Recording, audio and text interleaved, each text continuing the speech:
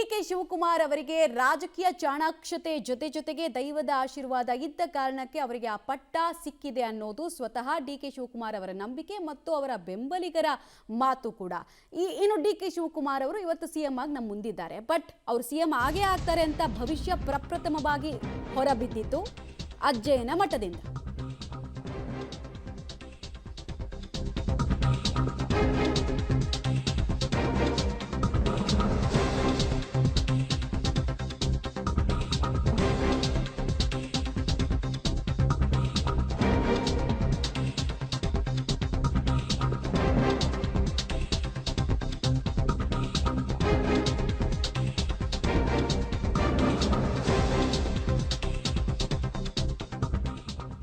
ಡಿ.ಕೆ. ಶಿವಕುಮಾರ್ಗೆ 8 ವರ್ಷಗಳ ಹಿಂದೆನೆ ಸಿಎಂ ಪಟ್ಟ ಸಿಗುತ್ತೆ ಅನ್ನೋದ್ರ ಬಗ್ಗೆ ಅಜ್ಜಯ್ಯನ ಭವಿಷ್ಯವಾಣಿ ನುಡಿಯಲಾಗಿತ್ತು ಅಂತ ಹೇಳಲಾಗ್ತಾ ಇದೆ. ನೊಣವಿನಕೆರೆ ಮಠದ ಶಿವಯೋಗೀಶ್ವರ ಶ್ರೀಗಳು ಈ ಕುರಿತಂತೆ ಸ್ಟೇಟ್ಮೆಂಟ್ ಅನ್ನು ಕೊಟ್ಟಿದ್ದಾರೆ. 8 ವರ್ಷಗಳ ಹಿಂದೆನೇ ಅವ್ರಿಗೊಂದು ಅತ್ಯುನ್ನತ ಹುದ್ದೆ ಸಿಗುತ್ತೆ ಅನ್ನೋ ಭವಿಷ್ಯವಾಣಿ ನುಡಿಯಲಾಗಿತ್ತು. ಈಗ ಅವರು ಮುಖ್ಯಮಂತ್ರಿ ಆಗಿದ್ದಾರೆ. ಮಠಕ್ಕೆ ಇನ್ನೇನು 3 ರಿಂದ 4 ದಿನಗಳ ಒಳಗೆ ಭೇಟಿ ಕೊಡ್ತಾರೆ. ಆಗ ಮುಂದಿನ ವಿಚಾರಗಳು ಸಿಎಂ ಆಗಿ ಅವರ ಹಾದಿ ಹೇಗಿರುತ್ತೆ ಅನ್ನೋ ವಿಚಾರದ ಬಗ್ಗೆ ಭವಿಷ್ಯವನ್ನ ಹೇಳ್ತೀನಿ ಅಂತ ನೊಣವಿನಕೆರೆ ಮಠದ ಶಿವಯೋಗೀಶ್ವರ ಶ್ರೀಗಳು ಹೇಳಿಕೆಯನ್ನ ಕೊಟ್ಟಿದ್ದಾರೆ.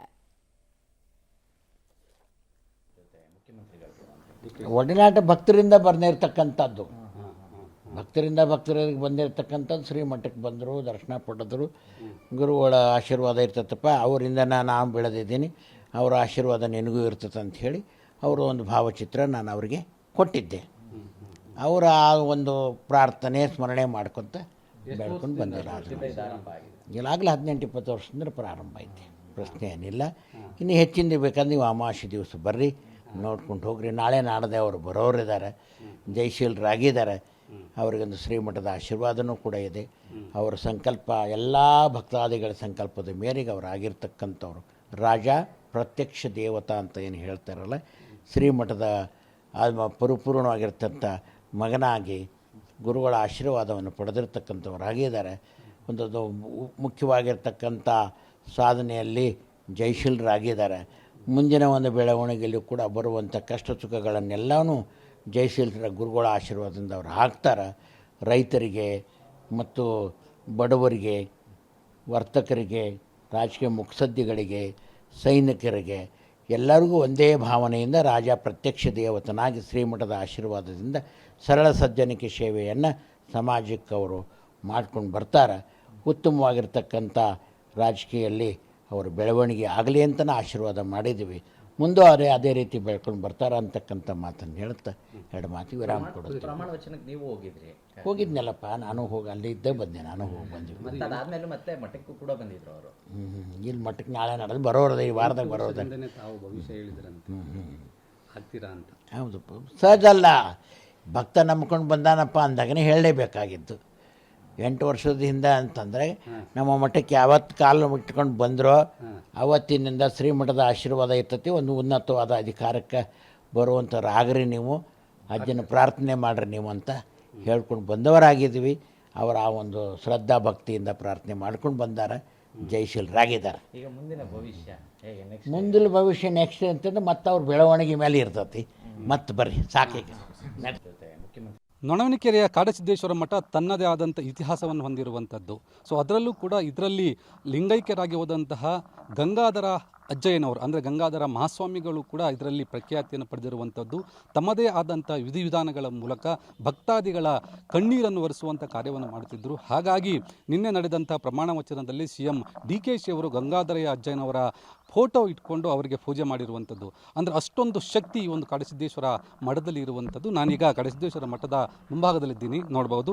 ತುಮಕೂರು ಜಿಲ್ಲೆ ತಿಪ್ಟೂರು ತಾಲೂಕಿನ ನೊಣವಿನಕೆರೆಯಲ್ಲಿ ಇರುವಂಥದ್ದು ಇದು ಕಾಡಸಿದ್ದೇಶ್ವರ ಮಠ. ಅಂದರೆ ಆರಂಭದಲ್ಲಿ ಇದನ್ನು ಸೋಮೇಕಟ್ಟೆ ಶ್ರೀ ಕಾಡಸಿದ್ದೇಶ್ವರ ಮಠ ಅಂತ ಹೇಳಲಾಗ್ತಾ ಇದೆ. ಸುಮಾರು 120 ರಿಂದ 150 ವರ್ಷಗಳ ಇತಿಹಾಸ ಇರುವಂಥದ್ದು ಇದು ಮಠ. ಸೌರಾಷ್ಟ್ರದಿಂದ ಬಂದಂತಹ ಸ್ವಾಮೀಜಿಗಳು ಇಲ್ಲಿ ಆರಂಭದಲ್ಲಿ ತುಮಕೂರಿನ ಸೋಮನಕಟ್ಟೆಯಲ್ಲಿ ಇದ್ದು ನಂತರ ಇಲ್ಲಿಗೆ ಬಂದಿರುವಂಥದ್ದು. ಹಾಗಾಗಿ ಇದಕ್ಕೆ ಸೋಮಕಟ್ಟೆ ಕಾಡಸಿದ್ದೇಶ್ವರ ಮಠ ಅಂತ ಹೇಳಲಾಗ್ತಾ ಇದೆ.